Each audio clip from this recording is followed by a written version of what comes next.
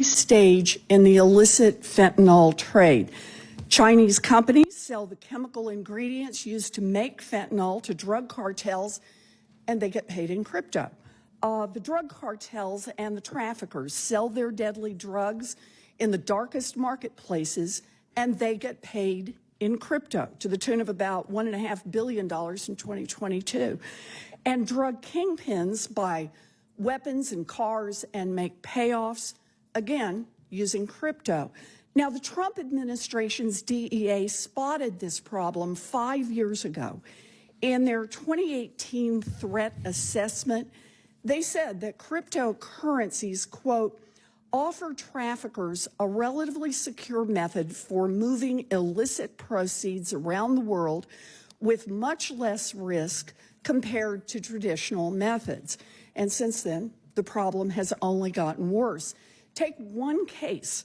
Last year, the Department of Justice indicted a Sinaloa cartel member who laundered nearly $900,000 in crypto by directing their U.S.-based drug couriers to deposit cash straight into the cartel's crypto accounts.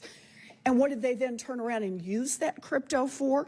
They reinvested in the cartel's fentanyl factory so that they could pump more fentanyl into the United States. Now, Mr. Yoes, thank you for your work and for the work of hundreds of thousands of police officers in the United States who are on the front lines in the opioid crisis.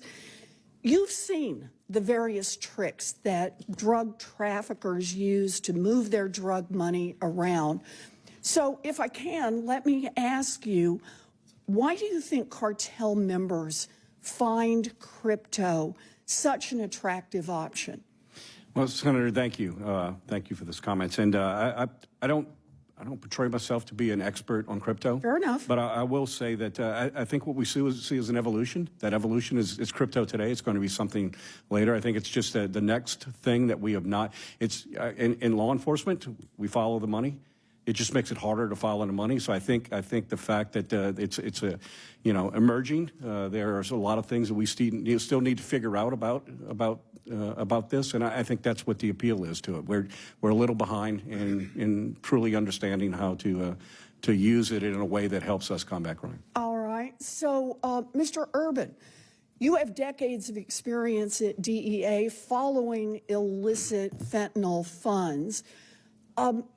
Why do you think crypto has become so attractive? It allows for speed.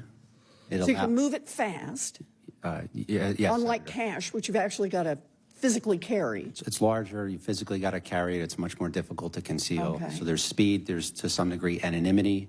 And then they can hold that asset and transfer and move that asset easily. So they're exploiting the organized crime, the Mexican cartels, the lack of compliance and oversight within the crypto industry. Just a lot easier to hide it? Is that basically what you're saying here?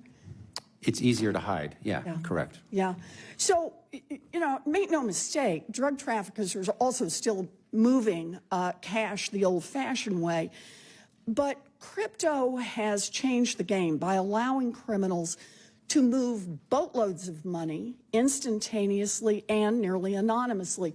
No need to try to stuff $900,000 in cold hard cash into a suitcase and worry about whether some customs agent will spot it. Now cartel members can move as much money as they want using a handful of crypto wallets. Holes in our anti-money laundering laws have given drug dealers a back door to move their dirty fentanyl money around, and that back door is wide open, and it's helping fuel the opioid crisis at home. Mr. Yoes, if cartels and drug dealers and Chinese chemical companies can keep exploiting the holes in our anti-money laundering rules and keep funding the fentanyl business with crypto, what's that going to mean both for law enforcement and for families across this country? Senator, it's not a matter of can. They will. They will. They will, and they do, and they will continue to do it until we find ways to close those gaps. All right. Well, it is about closing the doors, and that's why 20 senators, including 7 right here on the Banking Committee, are working to pass a Digital Asset Anti-Money Laundering Act that closes these loopholes in our money laundering rules. Crypto shouldn't get a free pass, and I look forward to working with all of my colleagues to finally fix that. Thank you all. Thank you. Senator Vance of Ohio is recognized. Mr. Chairman, could I ask for personal approval for 10 seconds? Yes, sir. Is that okay, JD? One of my staff members and colleagues is leaving for the private sector, Mary Kirshner, and she's done an extraordinary job for the people of Louisiana and the American people. She's here today. I wanted to recognize her and thank her for her service.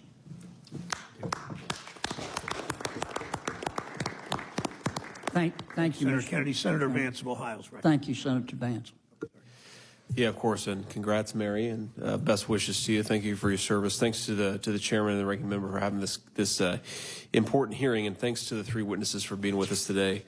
I wanted to focus a little bit on this question. You know, when we talk about fentanyl trafficking in particular, I worry a lot that we're always in this body a few years behind what's actually going on in our country. And I think back to my own very personal experience with opioid addiction in my family, and 10 years ago, what everyone was talking about was prescription painkillers. But of course, 10 years ago, prescription painkillers were sort of giving way to street heroin. And then 5 years ago, everyone was talking about street heroin, but heroin was kind of giving way to fentanyl.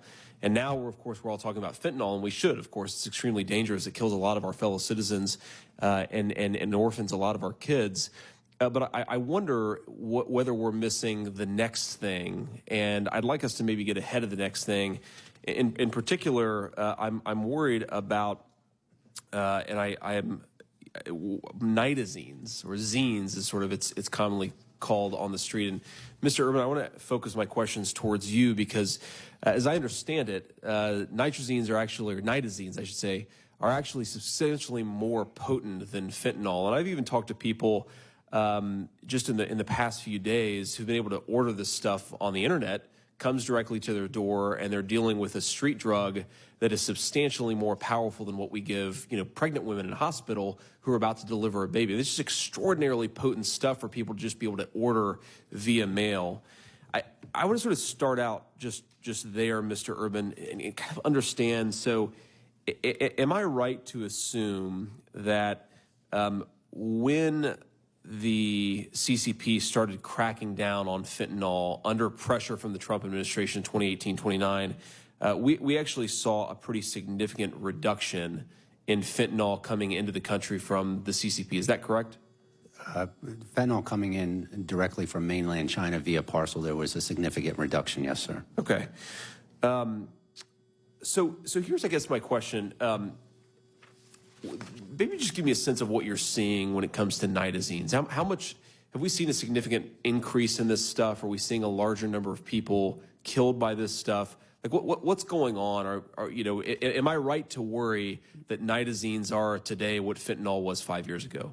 I think you're right to worry. I think your thought process in terms of trying to get ahead of this and create speed to identify the network and what they're distributing on the street, whether it be controlling it, whether it be emergency scheduling, whatever DEA suggests in terms of what they're seeing on the street, whether it be the streets of Kensington with one of these zines.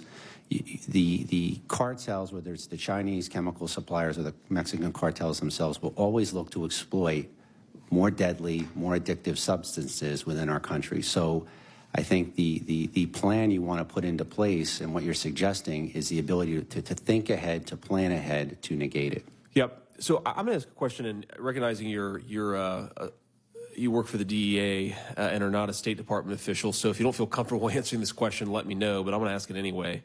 So when you think about why people might deal drugs, so the obvious answer is greed, right? People want to make money. That's one reason why you might sell nitazines or fentanyl or anything else. But do you worry that there's a kind of a national security or a national competitive element to this? I mean, China is fundamentally a state-controlled economy.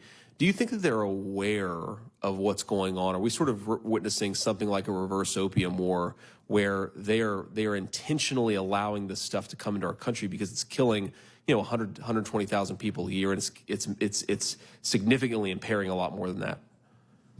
So in general, when I was with the DEA and we focused on the China threat, I did not have insight within mainland China with the CCP and directly what you're saying. However, I do think they can dramatically increase their efforts to negate the precursors of chemicals and everything we're talking about with Chinese money laundering that's happening on WeChat. And that could happen and should happen, and it's not. So at the risk of going pretty far out there, I mean, given that China is a largely state-controlled economy, and it's not exactly easy to manufacture nitazines, I wonder if we're looking at something like a state sponsor of terrorism argument here, where they are explicitly permitting a weapon of mass destruction, a weapon of chemical warfare, effectively, to enter our country. Of course, that assumes a lot, some of which I think we should be more careful about, but I really think that we should be worried about how much China knows that it's destabilizing our country, it's killing our people, it's, of course, doing tremendous damage to our workforce. And we ought to be looking into this and really exerting whatever diplomatic pressure we can on the Communist Chinese to stop this stuff. I appreciate your time, all of you. Mr. Urban, I appreciate your answer my questions. I yield. Senator Reid of Rhode Island is recognized. Thank you very much, Mr. Chairman. I first want to begin by commending Chairman Brown and Ranking Member Scott for drafting and bringing to the floor the Fentanyl Act. There were 60 of us that supported it, and as chairman of the Senate Armed Services Committee, I tried my best to get it included on the National Defense Authorization Act. Unfortunately, as I believe Senator Scott indicated, Republicans in the House objected to it, and we have to get it done. I would ask, beginning with Mr. DeFord and the rest of the panel, to just comment on why you think this legislation is so critical and how it would be helpful. I think, first of all, I think that this piece of legislation is extremely helpful because it's stopping the core of the supply. It's stopping the supply chain and doing everything we can to put a kink in that. But equally, I think any bill that is bringing attention to what I think the most brilliant thing said up here today is when my friend next to me said that, what does it take to make it a crisis? Are we going to wait until it's 500,000 people a year? Because I tell you what, we are really close. Thank you. Mr. Yost? Sir, I think, I mean, the end result is obviously we're seeing what's happening. There's no question. It's here in front of us. And no matter, you know, every minute we take to discuss and argue about what's the proper path to go, we're losing lives and we're losing this war. And the reality is we truly need to pull together and recognize that this transcends political parties and political beliefs. Now, from the perspective of the police on the street, you see that dimension. But there's another possible dimension, that China's interest is not just to make money, but really to undermine our social fabric in their competition with us. Do you get a sense from this? Look, you know, my view is a little different. You know, I guess we look at a global perspective here. You know, mine's, you know, our members are more focused on how it's affecting our communities. But let's just be honest.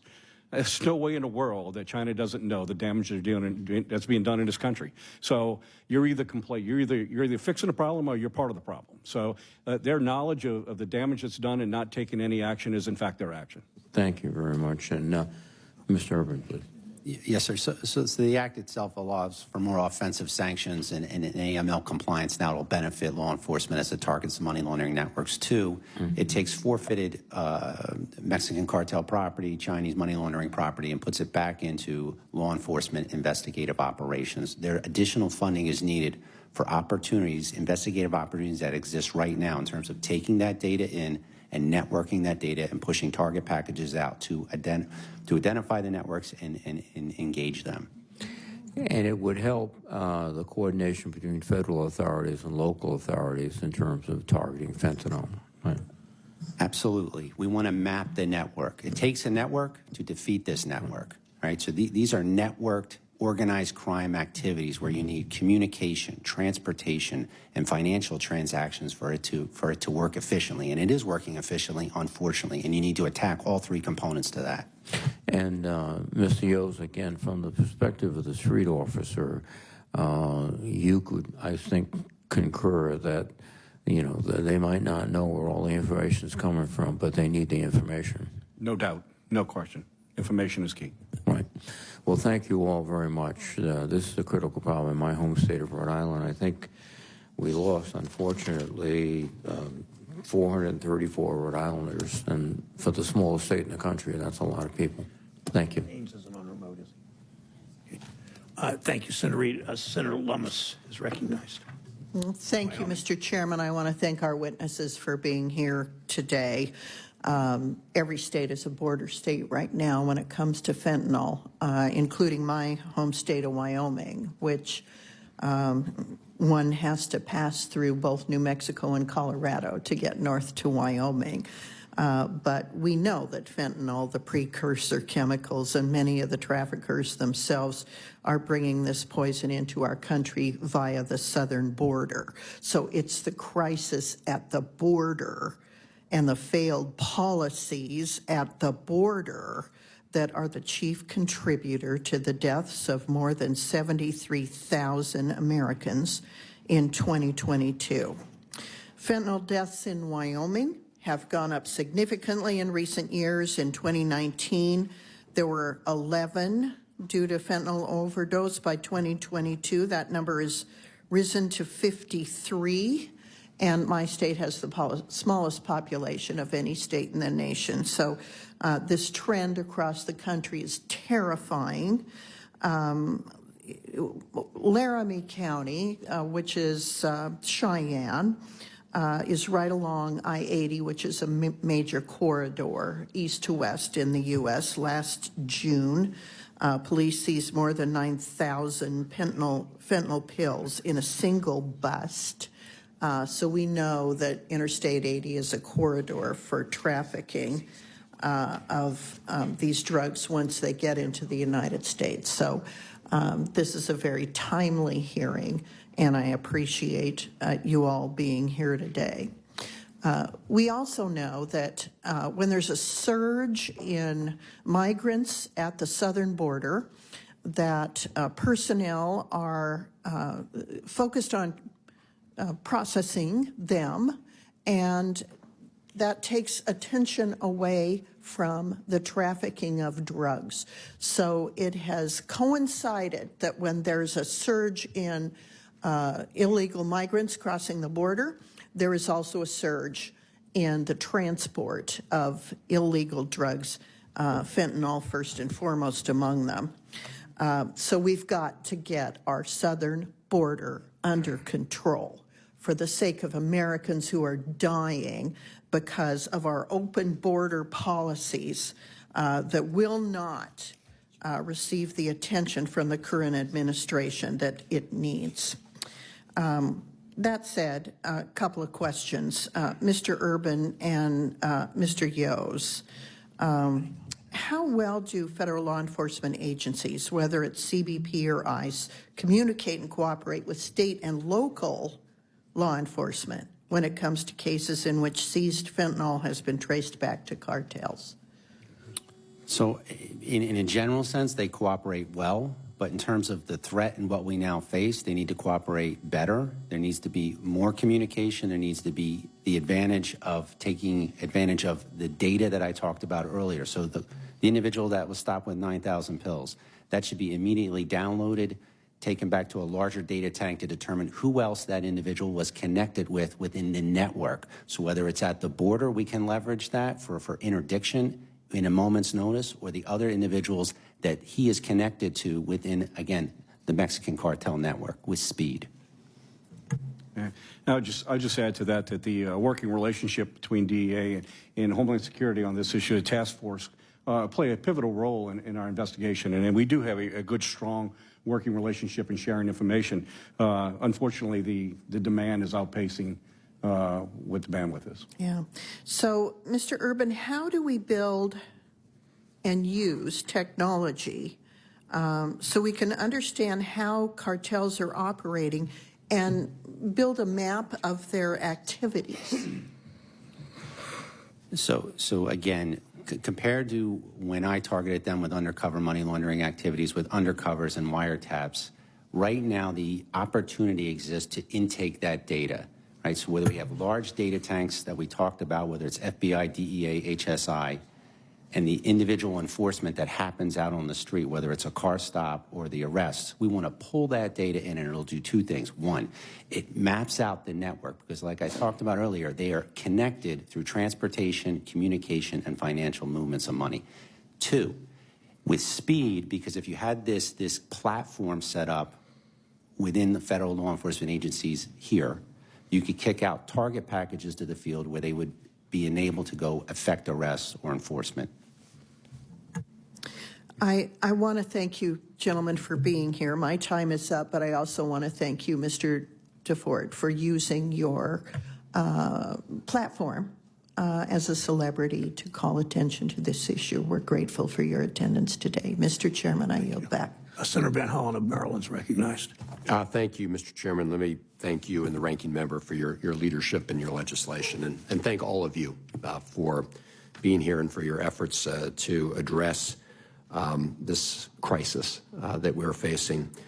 We know that drug cartels manufacture fake pills resembling prescription medications that are laced with lethal doses of fentanyl, and how they cunningly conceal fentanyl within other illicit drugs, knowingly poisoning Americans for their own profit. To share one devastating story from my home state of Maryland, a young lady, Trinity Ripley, lost her life to accidental fentanyl overdose after consuming a counterfeit pill just before Christmas last year.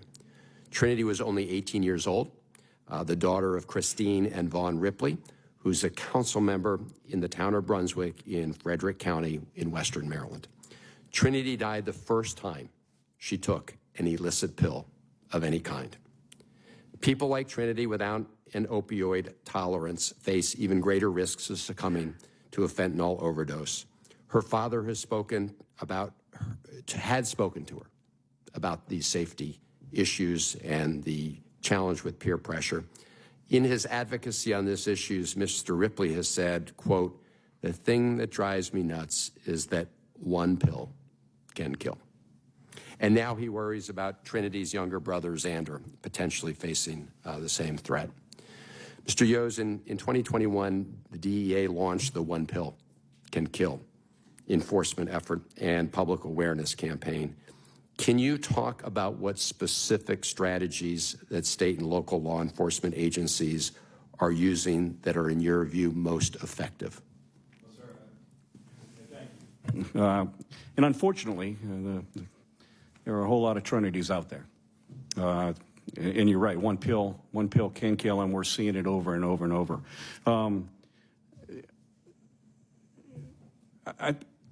In a law enforcement standpoint, we're putting Band-Aids on problems because there's just so much activity taking place. There are really a couple of facets that we haven't talked. We talked a little bit about it, but there's another facet too. It certainly shouldn't be at the expense or taken away from the enforcement side of it. But it's programs like this that are going to, we're talking about the suppliers, and really a lot of this legislation is geared strictly for, towards the, those that are manufacturing, those that are bringing it in. And the reality is we really need to focus on the other side of this as well, how it's affecting our communities and how it's affecting families and the education portion part of it as well. Thank you. And Mr. DeFord, I've been listening to your testimony from my office and all the testimony. Thank you for the powerful voice you bring to this crisis. Your experience, your voice, your music, cut across party lines. They bring people together rather than divide them. And as all of us know, nobody cares whether someone who's overdosed from fentanyl is a Democrat, Republican, or anything else. So thank you for your unifying force in addressing this crisis. You mentioned Baltimore City being one of the epicenters of the fentanyl crisis, and that's our state of Maryland, like others, has not escaped this scourge.